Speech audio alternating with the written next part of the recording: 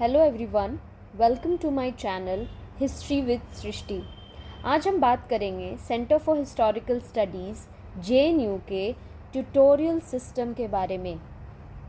While it might seem insignificant right now and you might be wondering what the need is to watch a YouTube video about this topic, believe me, I have been where you are.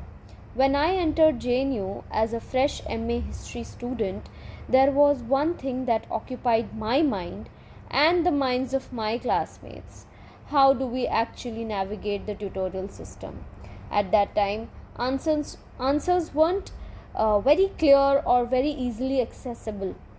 We had to gather information piece by piece from our seniors and professors, which took a lot of time, and it led to a lot of confusion given to the fact that these are strictly governed by deadlines. The tutorials are strictly governed by deadlines, and it wasn't easy to fully understand what the tutorial system involved or how we were supposed to approach it.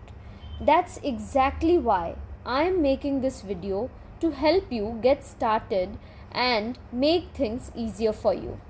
This presentation will answer key questions like: what exactly is a tutorial at CHS, which is Center for Historical Studies, JNU? How many tutorials will you write during your masters? What is the difference between a tutorial and a research paper or a dissertation or a seminar paper? How are tutorial topics and readings decided, and what is the process and timeline? We'll also be speaking about the discussions, which happen after the tutorial. So let's get started. What is a tutorial? At CHS, a tutorial is an original academic write-up submitted by students to evaluate their understanding of course themes and sharpen their research and writing skills.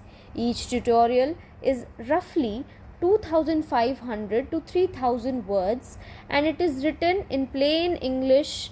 It has to be your original content, and usually there is no pictures or illustration, charts, etc. involved. It's just plain text, and it is, we can say that it is more detailed than a simple assignment, but it is shorter than a full-fledged research paper, dissertation, or a seminar paper.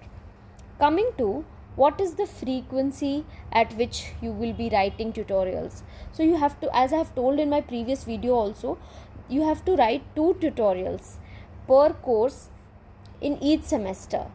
So it will be roughly around 2 per course, and if you have 4 courses each semester, then you will have 8 tutorials.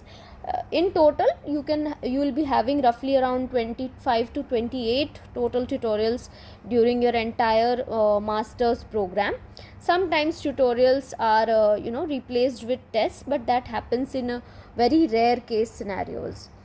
And tutorials are very, very significant. The write-ups that you are submitting and the discussions that you give on the basis of tutorials, they form an important part of your internal assessment, and they contribute significantly to your final grades. You get 2 weeks time to write a tutorial. You will get the deadlines from the CHS office usually. So these deadlines will be spread across the entire semester, and in the 3rd week you have your presentations or discussions, whatever you may call it. How are these the topics and the readings, how are they assigned? So the tutorial topics are assigned by the professor, and it is based on the course themes that you have opted for. And these questions, they usually are about discuss certain thing or critique something, compare, analyze, observe certain themes, trends, topics, etc. So it is decided by the professor. Along with the topic, the professor also provides a core set of readings that you must be referring to. So they give you the list. You can find them on the internet or in the libraries, and you have to use them to frame your arguments. and they may include books and articles, and they may be multiple also, like so many books and so many articles, and you have to go about it. So the tutorial writing process. Now I will be making detailed videos regarding the how to read the material as well as how to write and frame your arguments in my future videos. Just now let me just tell you, I've already told you will get 2 weeks time to review the readings. First of all, you understand the topic, what the topic is, okay, you understand the scope, the requirements of the topic, then you go through the readings, okay, the core text that the professor has enlisted, and then you try to organize your arguments, you make footnotes, bibliography. So this is what is called referencing. So this is also a very important part of your tutorial. You structure your ideas logically and coherently, and finally you write it, you finalize it, and you submit it in hard copy. Okay, you get the printouts done and then you submit it in hard copy, and this is followed by a discussion which happens in the usually the third week or later on also on Thursdays, as the professor may schedule it. Now the tutorial discussion sessions.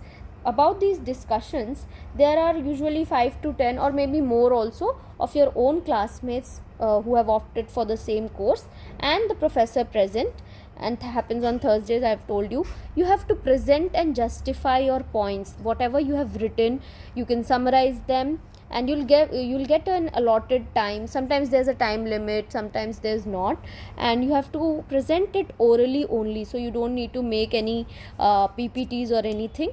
You just have to come prepared that yes, I know what I have written in my paper. And sometimes you might need to little bit of memorizing also you'll have to do, but most of the times you are allowed to carry your paper, so you can just refer to it and you can present your arguments there, and then you'll have to respond to questions. There is some debate, okay, debate happens, or your peers ask you questions or your professor asks you questions. So your classmates and professors both can ask you questions, and usually the duration, it can, like, minimum is 10 to 15 minutes per person. You'll get the time, you can speak, and it can extend to even 45 plus or more minutes per person. Now coming to the fact that how is a tutorial different from a dissertation or a seminar paper? I've told you in my previous video that you have to write 2 seminar papers in your final semester. 2 of the dissertations or seminar papers you have to write in your final semester, right? So tutorials are usually the groundwork that you are doing. Groundwork as in you are getting started, and tutorials में आपको topic and readings दोनों जो हैं ये professors ही provide करते हैं. Okay, you get the topic and you get the readings from the professor, and you get 2 weeks time, so it's a shorter duration thing, and you have like a structure already provided, right? Because you already have the topic, you already have the readings, and it's basically, I've told you, it's a groundwork, like you are preparing for the long term larger research through these tutorials. So you are doing roughly around 25 to 28 tutorials during your entire course, and the overall outcome also, if we see, you are writing 2500 to 3000 words approximately. It may vary from course to course depending upon the professor's instructions. Okay, sometimes there is no word limit also. So that is one thing. Now coming to the dissertation or the seminar paper, you only have to write 2 seminar papers, and that also in your final semester only. Now these are student led. What do we mean by student led? You select your own topic, you select your own readings, and you do it on your own. Okay, you get guidance from the professors, you can consult them, but they won't be the ones providing you the readings and topic now.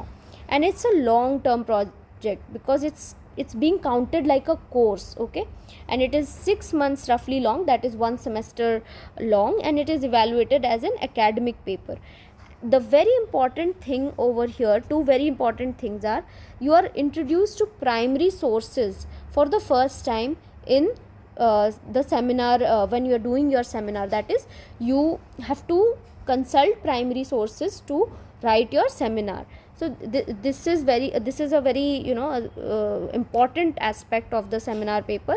And most of the times what happens is, based on the 2 seminar papers that you have written in your final semester, people go on to prepare their PhD proposals based on these dissertations. They take it forward from there. Okay, they try to base their PhD on that, on their seminar paper. Okay, and it's a longer thing. It's not 2500 to 3000 words, it's more than that. It's roughly 8000, or it can be even more also.